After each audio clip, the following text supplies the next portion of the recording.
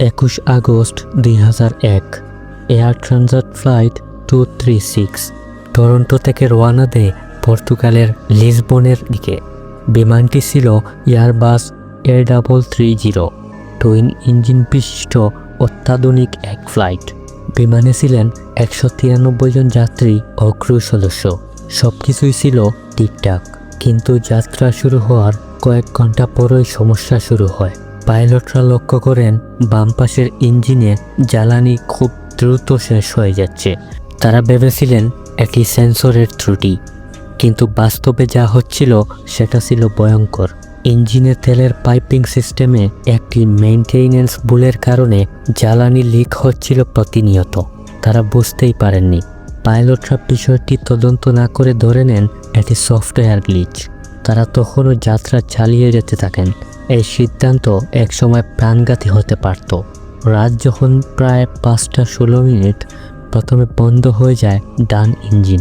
এর মাত্র কয়েক মিনিট পরেই সম্পূর্ণ বন্ধ হয়ে যায় বাম ইঞ্জিনটিও। দুটি ইঞ্জিনই এখন বন্ধ। পুরো বিমান তখন আকাশে ভাসছে। এয়ারবাস A330 এই অবস্থায় আগে কখনো এমন ঘটনার সম্মুখীন হয়নি। বিমান চালাচ্ছিলেন ক্যাপ্টেন রবার্ট এবং first officer dark day Jaigarh. তারা সিদ্ধান্ত নেন বিমানটিকে গ্লাইড করে নিয়ে যেতে হবে আজুরেস দ্বীপপুঞ্জের লাজিস এয়ারবেস পর্যন্ত। 39,000 ফুট উচ্চতা থেকে তারা গ্লাইড করতে থাকেন।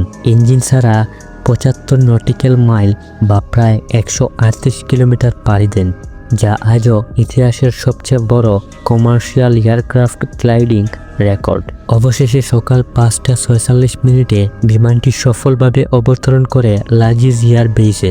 মাত্র 10 জন যাত্রী সামান্য আহত হন এবং সবচেয়ে বড় বিষয়, কেউ মারা যাননি। পরবর্তীতে তদন্তে জানা যায় মেইনটেনেন্স টিম ভুলভাবে একটি ইঞ্জিনে অন্য মডেলের পাইপ লাগিয়েছিল। এটি থেকেই ফুয়েল লিক শুরু হয়, আর পাইলটদেরও একাংশ দোষ ছিল। তারা দ্রুত অবতরণের সিদ্ধান্ত নিলে বিপদ এড়ানো যেত। তবে ক্যাপ্টেনকে একাধিক জায়গায় নায়ক ঘোষণা করা হয়, কারণ তার হিমশীতল সিদ্ধান্ত আর দক্ষতা 193 জনের প্রাণ বাঁচিয়েছিল। একটি ছোট ভুল কত বড় বিপদে ফেলতে পারে তা দেখিয়েছে ফ্লাইট 236। তবে একজন দক্ষ মানুষ সেই বিপদকেও বীরত্বে রূপ দিতে পারেন, সেটাও দেখিয়েছে এই গল্প। আপনাদের কি মনে হয়, এই ঘটনা কি শুধু দক্ষতা নাকি ভাগ্যের কারণেও সবাই বেঁচে গিয়েছিল? কমেন্টে জানান। আর এমন রোমাঞ্চকর সত্য গল্প পেতে চ্যানেলটা সাবস্ক্রাইব করতে ভুলবেন না।